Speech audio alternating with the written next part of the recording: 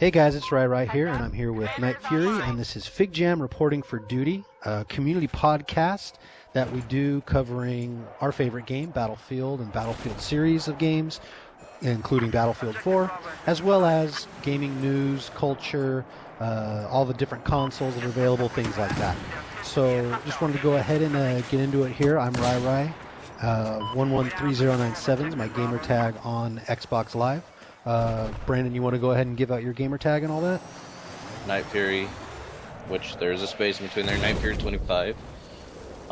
Currently on Xbox One and also on PS4 and Xbox 360. Now that's the big thing right there, is that you said you have both an Xbox One and a PS4.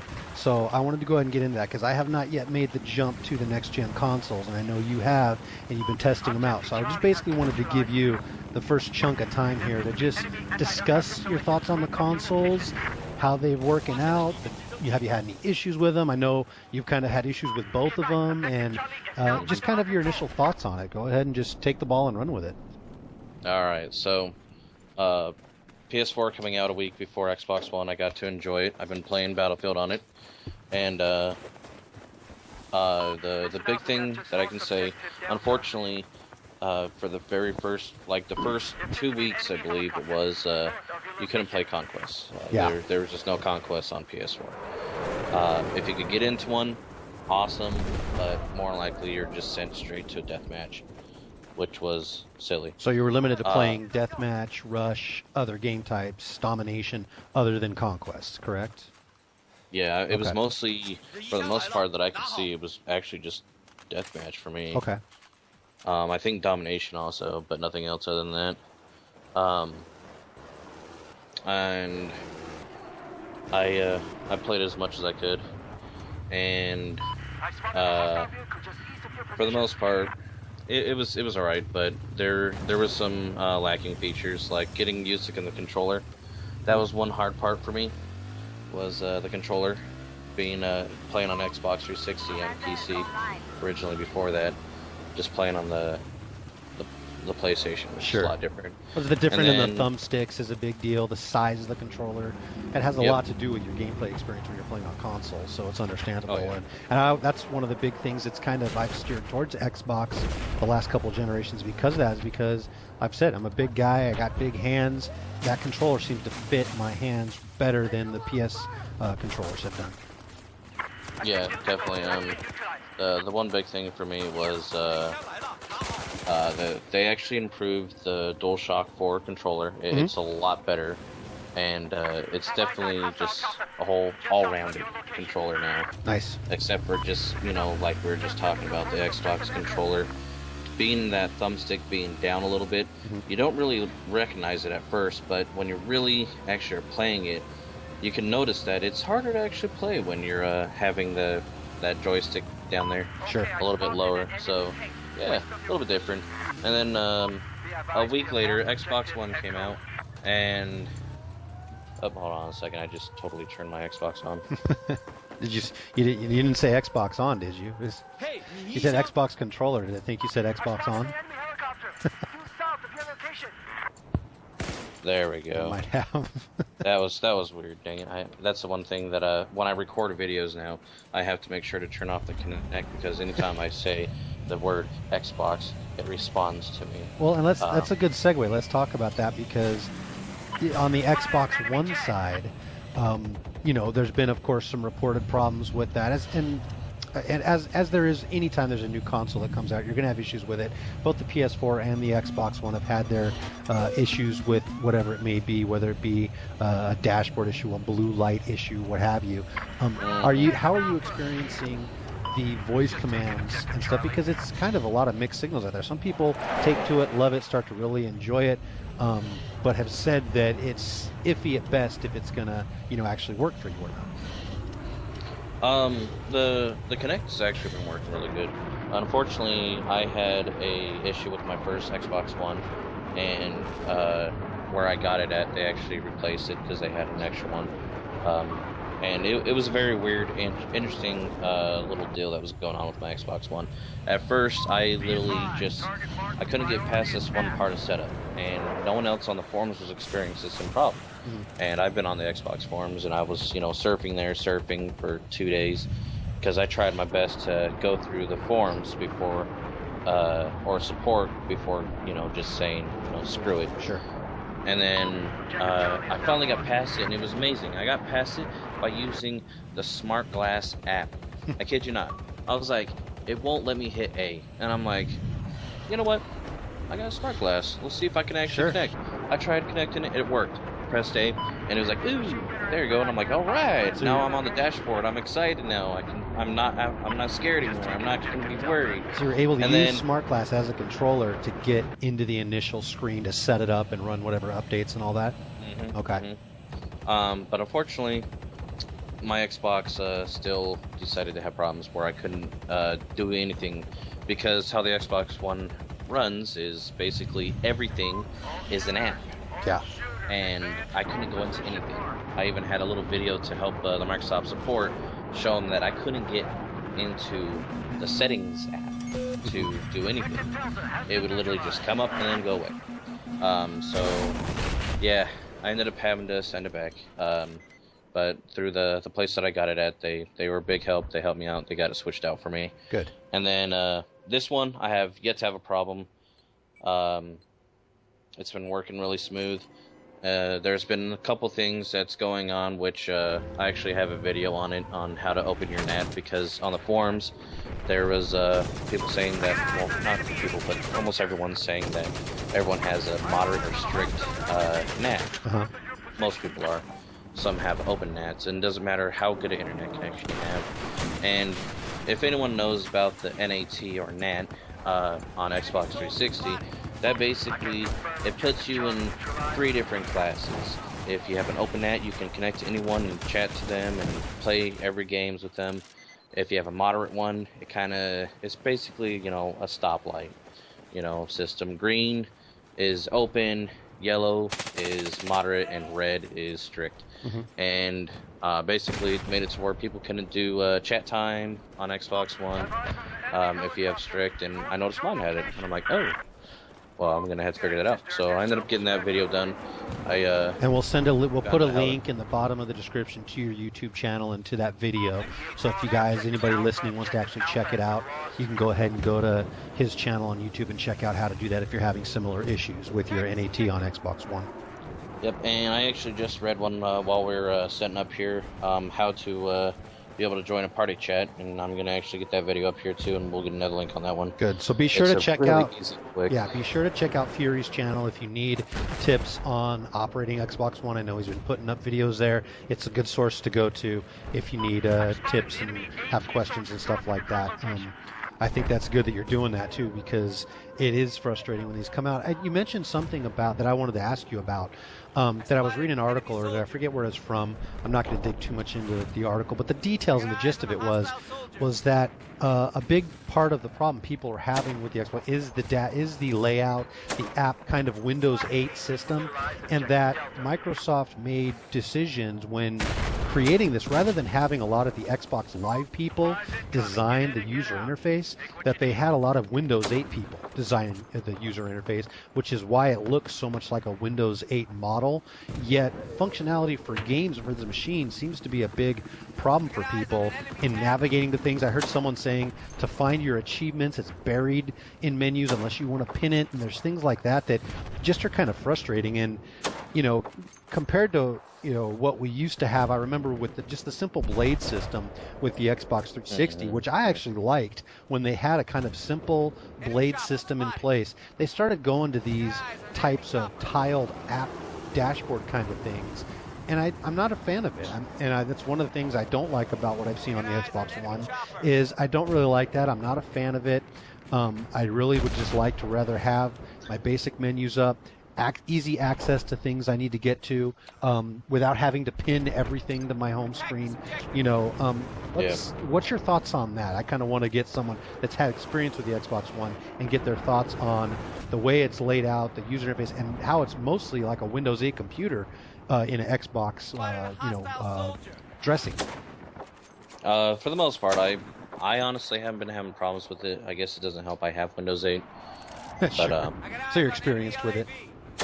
yeah, for most things that I've seen, I mean, I can definitely agree with the achievements. You actually have to go into pretty much your home screen, and then you have to click on your username, and you have to go down to achievements, and then it brings up your achievements. I mean, that's not too bad, though. It's not too buried. It's pretty easy to get into it. Yeah. And it shows that, you know, you have your other achievements for, like, Xbox 360, and then it even has your Xbox One, and then there's the challenges that are going on right now. For you know, what they have going on. And I don't even know if it's really the challenges or anything spectacular, or if it's even an achievement thing, but it's pretty cool. The feed, though, from compared to playing when you're on the PS4 feed and the Xbox One feed for, you know, players, the one thing that I noticed is right on the dashboard for the PlayStation, it's right there. You know, all you have to do is just look right at it, and you can see your friend's feed. Where for Xbox One, you actually have to go into your friends, and then you see the feed there. Sure. And then that's how that works, pretty much. And you can see all their feeds, like like right now, shows that people have got an achievement, and someone else started playing XCOM on 360, and someone else uploaded a game clip. It's kind of like a Facebook feed on that one, where PlayStation. Actually, I don't have any friends on there. Well, and anybody that knows or is, you know, played with an Xbox 360 long enough knows that the user interface and the software that you're seeing when you boot that machine up will change over time. It did for the 360. It's likely going to for the Xbox One. They're going to listen to feedback and eventually pump out updates and different things and to change it. It's probably not going to look the same a year or 2 years from now that it does right now as far as the dashboard and the interface go. Indeed. You know, another thing that's what was I thinking of was different is all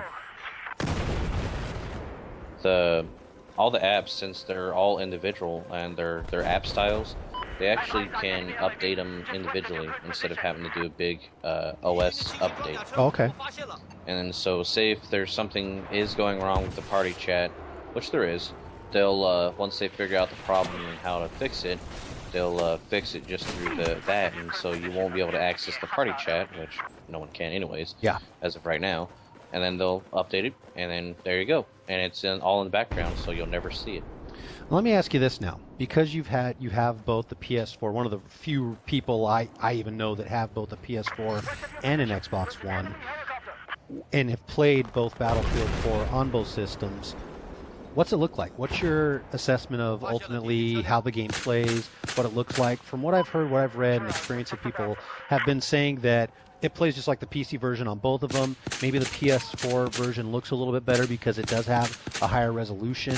I just want to get your thoughts on that. What, you know, playing our favorite game actually is like experienced on both consoles.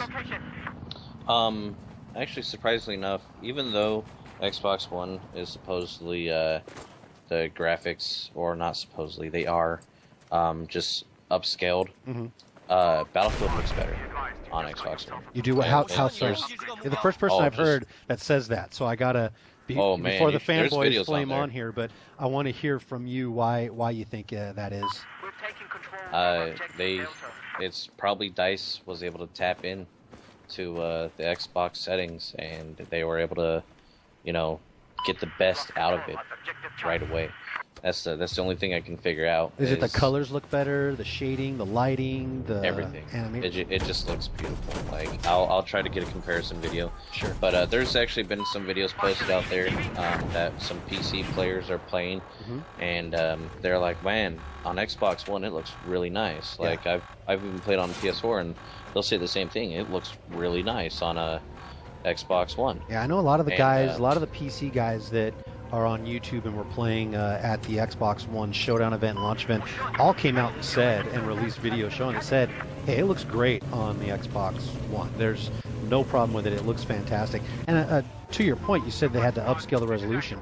I've read and was listening to some of the launch videos for games like Rise and some of the previews and stuff, and a lot of the industry insiders, because we're just fans, but a lot of the industry insiders were saying there's absolutely no reason why the Xbox One can't run these games at 1080p and why they should have to upscale. It's possibly something with the developer. It's possibly something when during development this third-party company like a DICE, when they're developing it, they just couldn't for some reason, didn't have the time or the experience with the system, whatever it may be, to get it running at 1080p. But just raw specs wise, there's no reason why they can't run them at 1080p. And you see games like Rise running at full 1080p, and from what I hear, that's one of the best looking launch games amongst both systems. So ultimately, as you get down the road and developers get more familiar with these systems, you're going to see all these games at 1080p. It's not going to be an issue where Xbox One can't run a game at 1080p and PS4 can. I don't think that'll be an issue. And I've always said, unless you're running it on a big 60-inch TV, the 1080p to 720p, it's a very small difference. On my 40-inch TV, big screen that I play on, 1080p to you can, because some 360 games that I use run at 1080p, and I can see a slight difference, but not anything that blows me out of the water. It makes me think, oh wow, I got to go 1080p on all my games. That's me personally, but I think down the road you'll see all these games being 1080p on the Xbox One as developers get more familiar with that. Yep, and then going into Battlefield for both of them, unfortunately, since I really have no friends on Sony, I really haven't been playing it once Xbox One came out and I was actually able to get on the system. And then I had Battlefield because I have our buddies, Rongo, sure, just one of them, and then even have Urza, and then we have Sea Strike. They're all on Xbox One, and it's been pretty fun, except for the only thing that we're having problems with, and this is just anyone and everyone on Xbox One, is the crashing. It's sure. You play a good game, you're having a really good time, and then right after that game ends, you crash and you go to dashboard, and you're like, okay, so I gotta jump back in there. So that's a good segue. Let's get into that, because Battlefield 4 is still being plagued by a ton of issues, and that's amongst all consoles. Doesn't matter if you're on the PS3, the PS4, 360, PC, Xbox One, whatever it is, amongst all consoles are still having these issues. Now I wanted to get into this because earlier today it looks like Electronic Arts and DICE released a statement in regards to the issues, and basically what they're saying is they're going to stop work on all future projects and expansions for the game. They're putting them on hold until they can fix the problems that are plaguing Battlefield 4 right now. So let me go ahead and read a little bit from that statement. And I found this is amongst everywhere on the internet right now. You can find it on any game, big-time game news site. But I'm reporting from GameStop, and I'll put a link in the description below. But it says here that Electronic Arts has pledged that it will not rest until the numerous issues affecting Battlefield 4 across all platforms are resolved. To that end, work on all future projects of Battlefield 4 expansions is on hold until DICE can fix the many issues users have reported since launch. Is what an EA representative told GameSpot and released out there today. And a quote from them, it said, "First, we thank the fans out there that are playing and supporting us in Battlefield 4. We know we will still have a ways to go to fixing the game. It's absolutely our number one priority." So this tells me in a large way that what they're trying to do is basically all hands on deck. They're going to get everybody. If you're working on the next DLC, which I know a lot of the guys at DICE Los Angeles were doing, they're basically getting all hands on deck, and those guys are going to be playing, or not playing, but focusing on that, working on that. That's what they're going to be doing to get this game fixed, because I don't know if you've noticed it, but I've noticed it. It seems like they put out a fix here, put a server fix out there, and it's just not... It feels like it's barely putting a dent in. Yeah, it might be a little more playable than it was at first, but I know on 360 they released the China Rising expansion yesterday. It was unplayable. You couldn't even get into a game. There was only a small amount of the community that's even able to get into a game. Now, they came out with an update for it earlier today. We're able to get into a game and play. However, the air superiority, which is a big feature of that downloadable pack, that downloadable content, is still unable to play. And, you know, being one that purchased the downloadable or the premium, I want to be able to get in there and play Air Superiority. I want to play Air Superiority with the helicopters like I've seen in the trailer.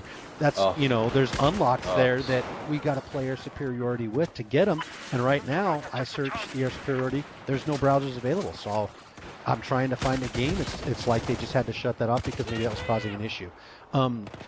So let me ask you this. This wants to get into a discussion point here. What do you feel about who's at fault for this? Is it DICE? Is it EA? Is it both combined? I want to tend to put a little bit more on EA because I realize as a publisher, Battlefield 4 being a big holiday release, you want to get it out before Call of Duty. You want to get it out, you know, before Black Friday and before the holiday season, and you don't want to have to delay it 3, 4, 6 months or so to get that polish and get it, you know, really in a playable state. So you make sure you get it out on time and just say, you know what, people will buy it, and we'll just deal with it, you know, deal with the consequences afterward. I kind of have a feeling that's maybe what happened. Of course, DICE, EA aren't going to come out and say that formally, but just knowing what I know about the business, I've covered the video games industry before. I know kind of, you know, these developers are under a lot of pressure to get these games out and get them out at a certain time. So what are your thoughts on that? Who kind of would you like to lay the blame on if there is any blame to lay? It definitely has to be the parent company. I mean, it's definitely EA. I mean, when you look at it, the parent company is in charge of everything. They can say, you know, who gets to be hired and who gets to be fired. Yeah. And if they don't do it by EA's way, then they get fired and they won't be able to produce the game anymore. And you know, of course, DICE, you know, they wanna give us our best product they can give us, but unfortunately, EA, parent company, Sure, they just look down to them and they point at the time. You know, they point at their clock, saying it's time, and they're saying no, it's not time. We need more time for this. But just like Activision, you know, going into other things, but real quick, talking into this. Unfortunately for the publishers, or the developers, there we go, the developers like DICE, they are, you know, contracted through EA and their time scheduled and everything like this. But Activision, with Bungie, they when they set up their contract through Activision as their parent company, they said that the one stipulation that that Activision cannot do is tell them what to do. Yeah. They actually were able to say, you know, we will put our product out when we want to put it out. You can't have any word in this. And if you do, you know, we won't do anything else for you. You'll break our contract. And Activision's like, we really want you on our team, so we will follow this. Where unfortunately, DICE has been under EA since for a while now. Yeah, got to be nearing 10 years now or somewhere around there. But and the thing with the Activision Bungie contract, those are kind of very rare. You don't see many contracts like that between a developer and a publisher. I think Epic had a pretty good one when they were with Microsoft, but they weren't under an exclusivity deal. But where they could release the Gears of War games, and Microsoft gave them time and support. But you see Activision, how they do it with Bungie. They've gone a different route with the Call of Duty series, and we're going to pump out these Call of Duty games year in, year out.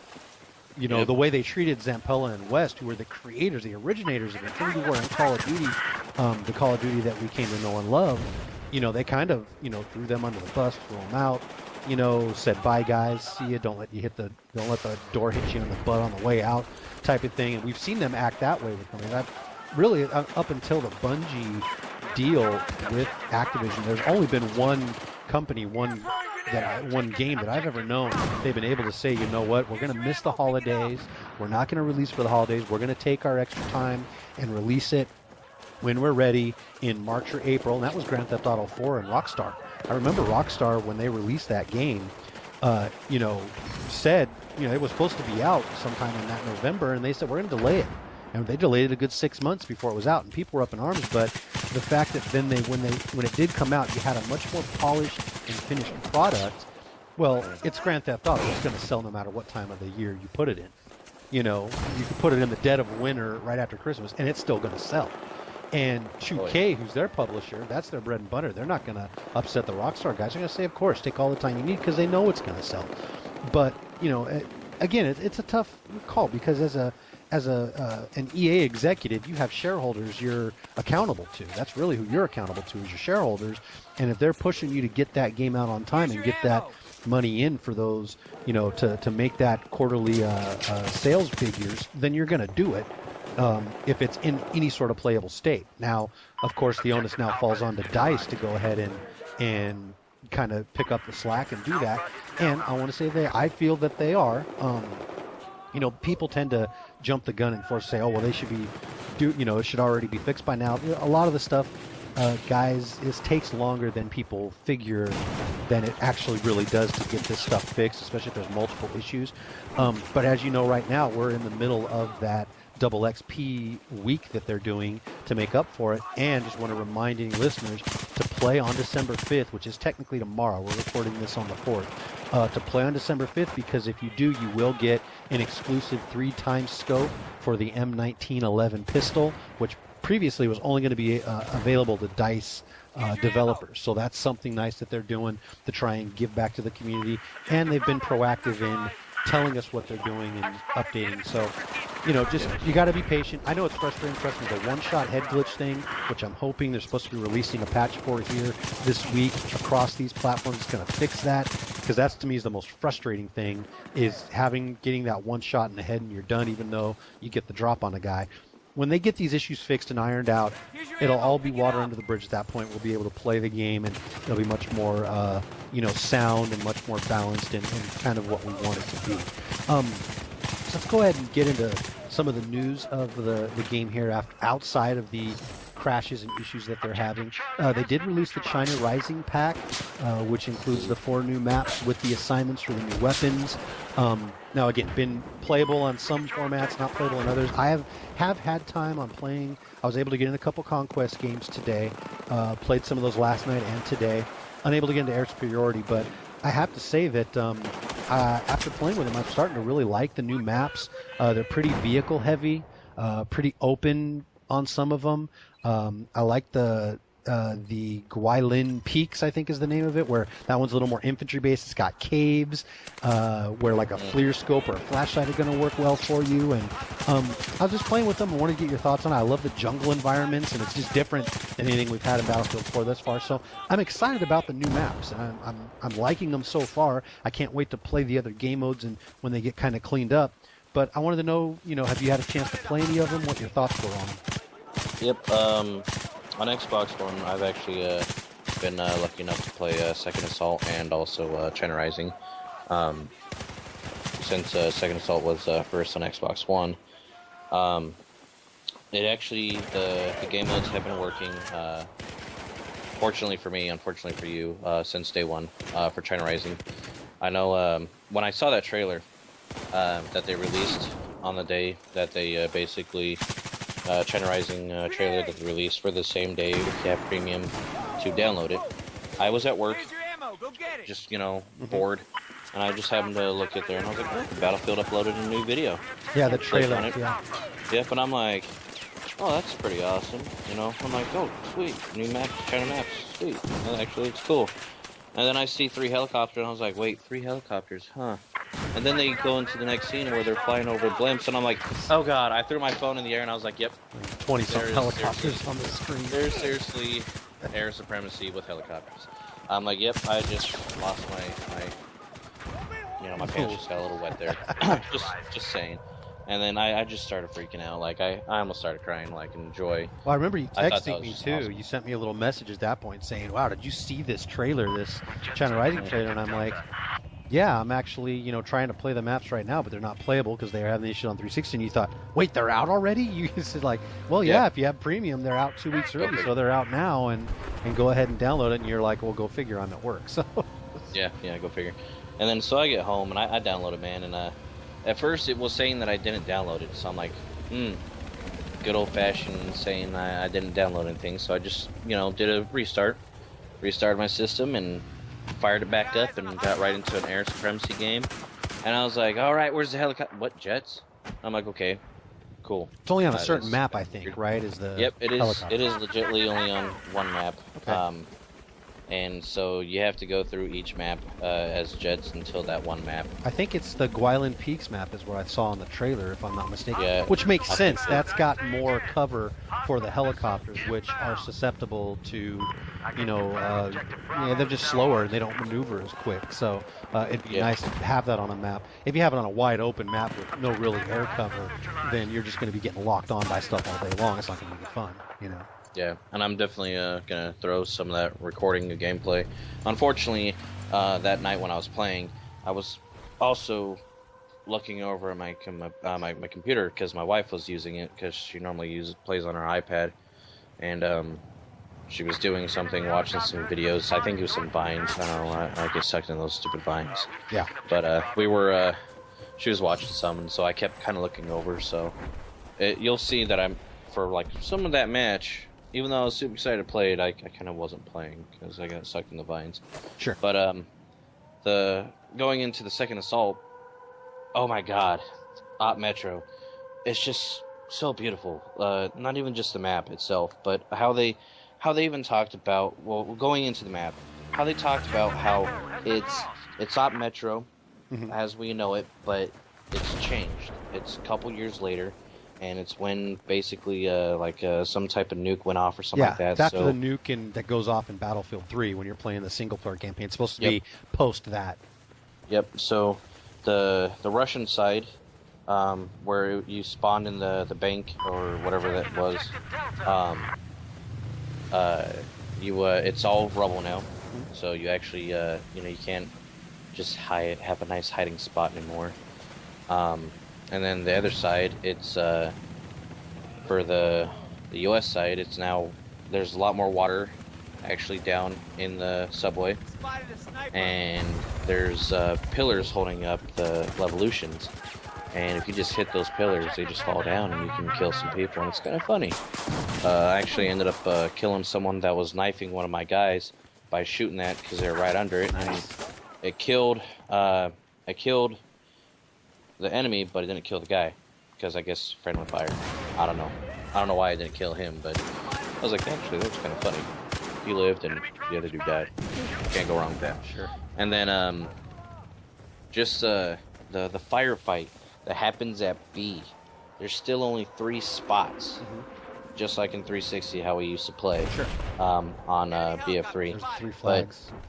Yep, B is so much different with 64 players. It's just ridiculous how instead of controlling one side like in Battlefield 3, because we only had so many players, and basically there was only 2 different routes or 3 different routes you can go, but if they get past that spot and you get locked down, you're SOL. But now they had it to where if you can get to B, you can go up like 5 different ways, and so you're coming up from behind them, you're knifing them and stopping them, doing all this other fun stuff, and then you're just overall, it's just a huge firefight at Bravo, and you're just, getting tons of points if you're medic, just, oh, look, guy on the ground. Sure. Well, and in Battlefield 3, you'd always see the PC guys that had the videos of them, getting a flank around Bravo somehow, coming up behind 10, 15 guys, throwing out a C4 pack or 2, and then blowing it up and getting, the biggest multi-kills you've ever seen. So exactly. I'd expect that, and that's where you get now that PC experience on the consoles, sitting with a controller in your hand in front of your big TV on your nice recliner, which is kind of what I'm looking forward to once I decide to get one of those next-gen consoles. Well, that's kind of cool that you got to talk about those. I'm jealous of you Xbox One guys that get to play those maps, because those were some of my favorite maps in the game. I wanted to get into, before we quickly end up here, some of my highlights of the week. And the biggest one I have to say is I basically started playing the Commander app on my phone. And I know it's kind of a tablet-only app, but you and I both have like that Galaxy Note 2. It's a big screen. It's got the little stylus, for your phone thing. And I thought, why couldn't I play this app on my phone? It'd be perfect to play that Commander app, that feature, on my phone that has a stylus and has all that, that a big enough screen that I can really just do it on the palm of my hand and it wouldn't be a problem. I know I'd be able to do it. Well, I wanted to figure out how to do that. I went ahead and took a look at a couple different videos out there on the internet. There is one. I'm not sure if I'm going to link it because, you know, some guys on YouTube don't always like you linking the videos. But if you go to Yesh Gaming, that's Y-E-S-H, Yesh or Yesh Gaming, he's got a video up describing how to root your phone and then get that app onto like an Android phone, for example. So I went ahead and followed that process. I went ahead and did that, and I'll tell you what, I got it on there, and it's fantastic, and it plays great. It works great on the Galaxy Note phones with the stylus. I've had a great time using it, and actually, because you can just maneuver so much faster than you can, you know, maneuvering with the thumbsticks on a controller and getting it to get to the right guy, and now, it just, I don't want to play it any other way now. People say, you know, when I'm playing on the 360, oh, go into, you know, the commander, be our commander for us. I don't want to. It's not as fun doing it that way as it is when you get on to the app and do it. So that's a big plus. I've been having a lot of fun playing that. When I'm not at my 360 or I'm not playing on a console or I'm just sitting around doing something, it's, you know, hey, I can pop that in and play right there on my phone, and it's fantastic. Now, on the 360 version for it, I guess we can't, you know, use it to actually talk to teammates or talk to squad leaders. It doesn't have a 3D, that 3D mode where you can actually see kind of the gameplay going on. You don't have a little window where you can follow your players and see what they're looking at. But as far as functionality, being able to just touch screen move that stuff around, it works so much better than it does, and so much quicker than it does with actually a controller in your hand. So if you're out there and you're wondering about that, I'd say go ahead, people, try it. Find out how to do it. If you decide, again, you will have to possibly root your phone, which I'm not suggesting anybody do, but for me, I wanted to play that app. I felt I should be able to play it on my phone. I didn't want to wait for an official version to come out for my phone, so I went ahead and did that, and I'm glad that I did. So that's been my big highlight of the week, is being able to use that Commander app on my phone. Do you have any highlights or anything you want to talk about? It's not really a highlight, unfortunately. I found out recently, and it's unfortunate. I was excited for spectator mode, especially for you and I. We record a lot of videos. Spectator mode, unfortunately, on Xbox One and PS4 is not available. It's there, but when you try to go into it, it says that the game is full, even though it could be an empty. It can just be an empty room. You go in, you click on the button that you're supposed to, and it's like, nope, game's full. Do you know if it's going to be available at some point? Have they said anything? Or there is word on their forums that they are going to release it later on in a further date once they get these issues figured out. They just don't want you to be able to, you know, get in there and then something mess up and not be able to do anything ever again. Now I'm wondering if the delay of the, you know, now that they're kind of not going to do anything else, we read that announcement earlier, is that going to delay that feature being there and being available? I assume it would, because they want to get the game in a much more, you know, consistently playable state. Yeah, I guess on PC right now, spectator mode, you can actually like kill the spectator. Like, wow. Because there's one on each team. Sure. So, you know, okay. But I guess if a random bullet, you know, whizzes into the camera wherever it's at, it kills you. And I don't know if that's true or not, because I don't have spectator mode.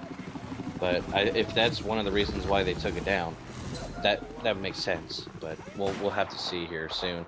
But on another note, I was playing kind of a highlight. I was playing some what's the map where it's mostly water? Not Parasail Swamp? No, not that one. The other one. The dam? Where it's the Lion King Dam?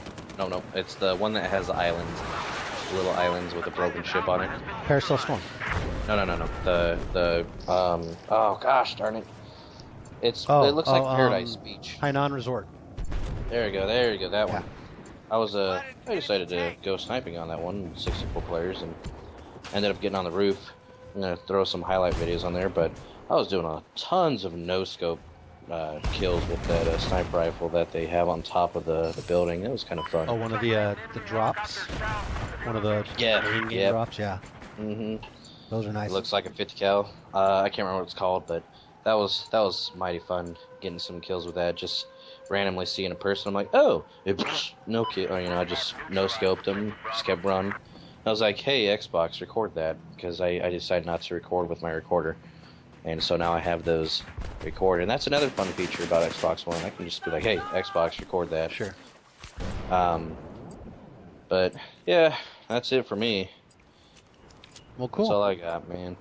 Well, definitely cool. Well, guys, we do appreciate you, listening to us. Please be sure to check out our channels. Check out the links of everything we have below that we talked about in the show.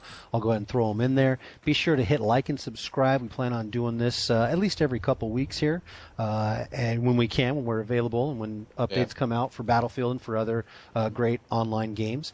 And until next time, this is Rai. You can check me out on YouTube at Rai Gaming.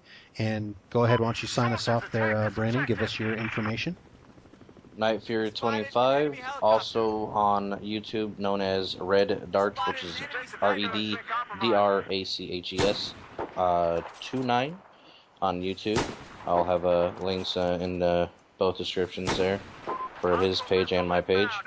Thanks for watching, guys. Until next time, guys, this is Figjam reporting for duty for December 4th, 2013. Thanks a lot.